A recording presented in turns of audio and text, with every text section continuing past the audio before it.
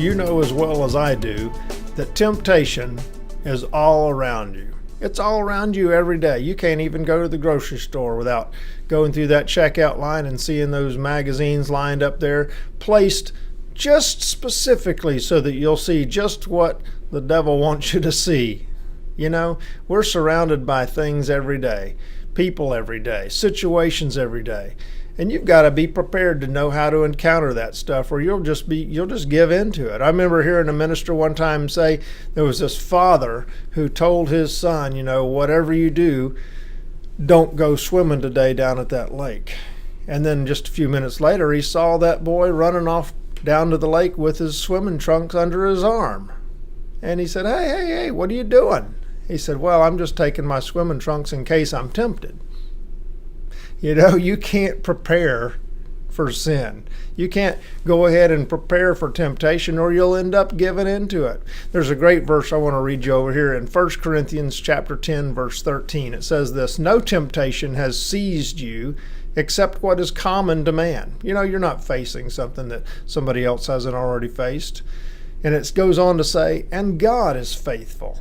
He will not let you be tempted beyond that which you can bear, what you're able to handle. But when you are tempted, He will also provide a way out so that you can stand up under it. Amen. What a great God. What a great God. He knows that you're going to be faced with temptation. But here He is saying, I'm going to give you the strength to overcome that temptation.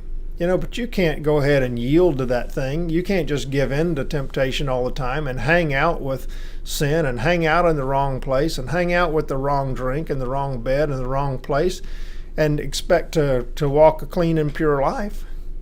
No, you've got to make a clean break and make an honest effort here. This requires some effort on your part. Amen. This requires some effort on your part. But He's saying that He's faithful. And He's not going to let you be tempted beyond what you can bear. You know, you're going to face some things today. I don't know what your situation is. Maybe it's an awkward encounter with someone of the opposite sex. Maybe it's a food temptation for you. Maybe it's just, maybe it's an embezzlement temptation for you. Maybe it's who knows what it is for you today. But do you know, no matter what you're facing, no matter what the situation is, God has made a way of escape for you. He's made a way that you can bear this and that you're not going to have to give in to that temptation. You can beat this thing. I'm telling you right now, because the Lord is faithful. He's more faithful at this than you are, but you can be faithful too. That's right. He said when you're tempted, so He knows that you are going to be tempted, He will also provide a way out. That is great, great news. You just need to take that to heart today and realize whatever I face today, I'm going to face in the good graces of God, and I'm not going to give into it because He's faithful. And just remember this verse today. This is 1 Corinthians chapter 10, verse 13. God will make a way of escape when you are tempted.